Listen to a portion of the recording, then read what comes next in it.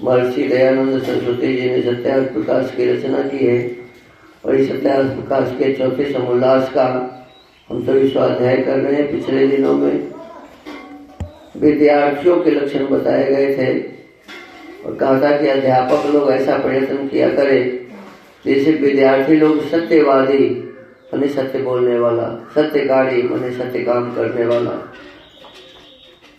सत्यमानी सत्य मानने वाला,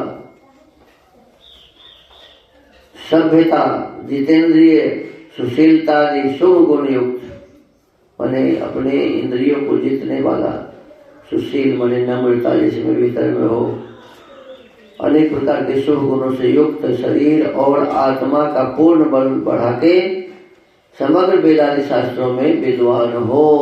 इस प्रकार से अध्यापक को समझने प्रयास करना चाहिए। सदा उनकी कुचेष्टा छुड़ाने में और विद्या पढ़ाने में चेष्टा किया करें। ये बच्चों में कुचेष्टा होती है तो उस कुचेष्टा को कैसे वो छोड़े, इसके लिए भी शिक्षक का ही विशेष रूप से कर्तव्य बताया। सदा उनकी कुचेष्टा छुड़ाने में और विद्या पढ़ाने में चेष्टा किया करें और विद्यार्थी लोग सदा जितेंद्रिय, शांत, पढ़ाने हारों में प्रेम, विचारशील, परिश्रमी होकर ऐसा पुरुषार्थ करें जिससे पूर्ण विद्या, पूर्ण आयु, परिपूर्ण धर्म और पुरुषार्थ करना आ जाए इत्यादि ब्राह्मण वर्णों के काम हैं। ये सभी जो पढ़ने पढ़ाने वाले आदि हैं सभी क्या है? ब्राह्मण है। जैसे ब्राह्मण वर्णों के काम है। अब कहते हैं कि क्षत्रियों का कर्म राजधर्म में कहेंगे। अब आगे राजधर्म का विषय है, उसमें क्षत्रियों के लिए विशेष रूप से लिखा जाएगा। कहते हैं जो वैश्य हो वे ब्रह्मचर्य आदि से वेदादि विद्या पढ़। देखो वैश्य को भी क्या कहा? ब्रह्मचर्य का धारण करे, वेद विद्या को पढ़े। वेद विद्या वैश्य को भी पढ़ना चाहिए।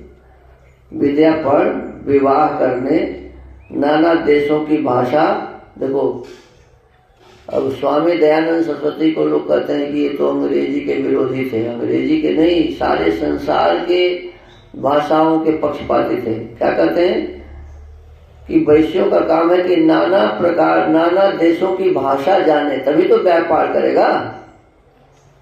नाना प्रकार के व्यापार की रीति, उनके भाव जानना, बेचना, खरीदना, द्वीप द्वीपांतर में जाना आना, लाभार्थ काम को आरंभ करना, पशुपालन और खेती की उन्नति चतुराई से करनी करानी, धन को बढ़ाना, विद्या और धर्म की उन्नति में व्यय करना, सत्यवादी।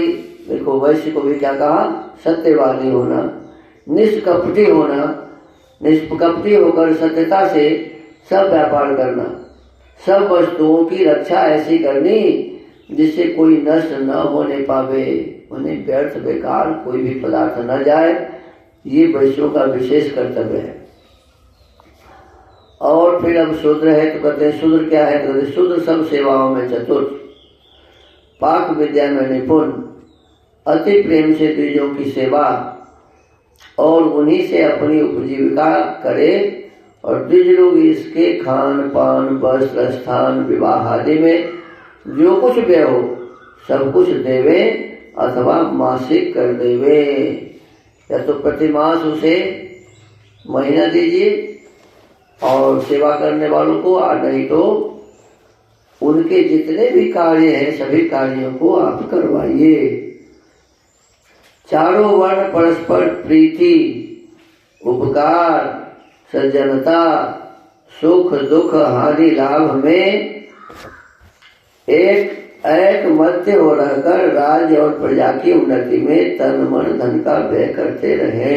अब देखो कहा कि चारों वर्ण में क्या होनी चाहिए जी? परस्पर मेल होना चाहिए, स्नेह प्रेम होना चाहिए, कोई किसी से लड़े झगड़े नहीं, सभी एक दूसरों का उपकार करें, सभी के साथ सज्जनता पूर्वक व्यवहार करें, सभी को सुख के और दुख में उसके साथ रहें, हानि लाभ में भी एक मत होकर राज और प्रजा की उन्नति में तन मन धन का व्यय करते रहें। स्त्री और पुरुष का वियोग कभी न होना चाहिए। वो आगे कहते हैं कि स्त्री कहीं रहे पुरुष कहीं रहे, ये ठीक नहीं है। स्त्री और पुरुष सदा एक स्थान पर ही रहे, माने पति पत्नी वाली बात करते हैं। पानं दुर्जन संसर्ग पत्या च विरहोटनम स्वप्नो निर्गेहवासश्च नारी संदूषणानि सत्।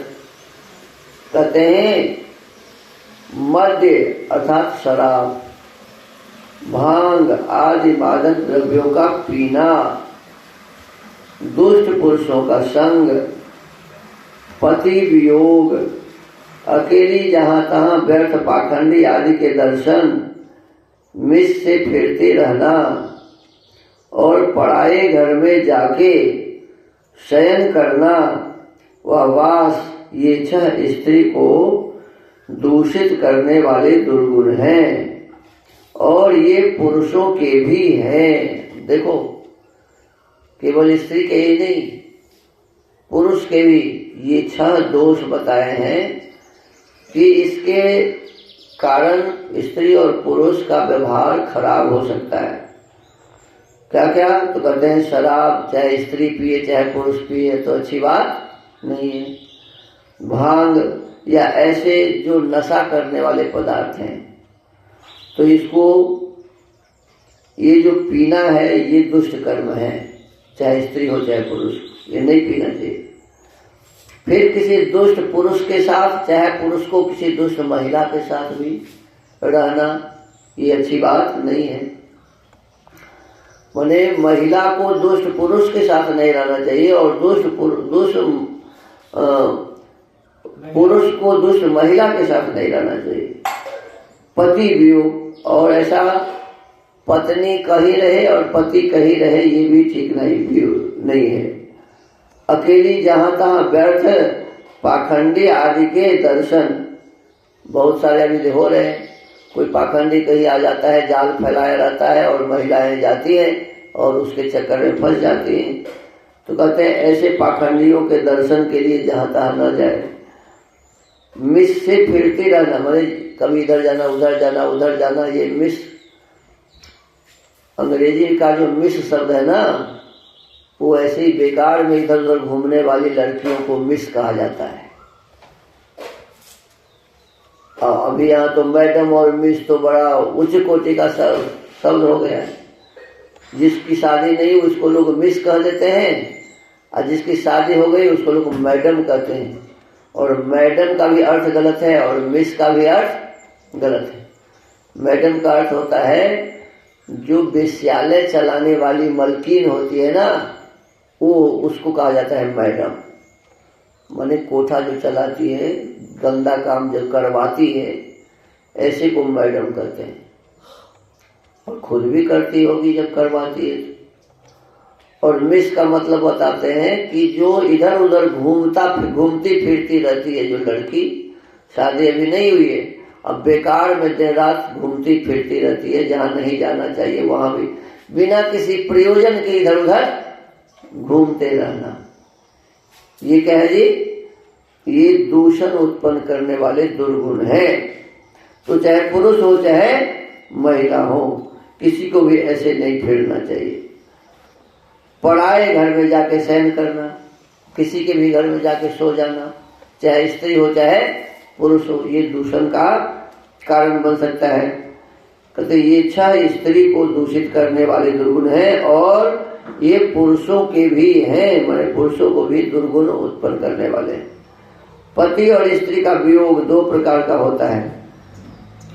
कहीं कार्यार्थ देशांतर में जाना, अब एक तो होता है कि कोई विशेष प्रयोजन से, काम से लोग बाहर जाते हैं, और दूसरा मित्र से वियोग हो जाना। और एक ऐसा है कि कोई किसी के पति मर गए, किसी की पत्नी मर गई, तो इससे भी वियोग हो जाता है।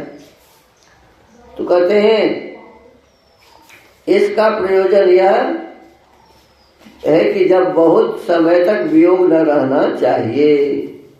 माने इसमें इसका सीधा सीधा मतलब है कि चाहे स्त्री या पुरुष विशेष प्रयोजन से दूर रह सकते हैं, लेकिन ऐसा न हो कि बहुत लंबे समय काल तक दोनों अलग हो जाए, ये नहीं होना चाहिए। कहते हैं कि बहुत समय तक वियोग न रहना चाहिए, यानी समय समय पर आना चाहिए। पति पत्नी का एक दूसरे का समाचार समझना चाहिए, जानना चाहिए। तो इस हिसाब से पति और पत्नी का व्यवहार ठीक रहता है। और यदि जानबूझ करके 10 साल 15 साल 20 साल लोग चले जाते हैं विदेश और नहीं आते हैं, तो इस प्रकार से पति पत्नी में अव्यवस्थाएं उत्पन्न होती हैं। तो इस प्रकार के दूषण से बचने के लिए पति पत्नी को कम से कम अलग रहना चाहिए। तो आज के इस सत्यार्थ प्रकाश के स्वाध्याय को यहीं विराम देते हैं। ओम।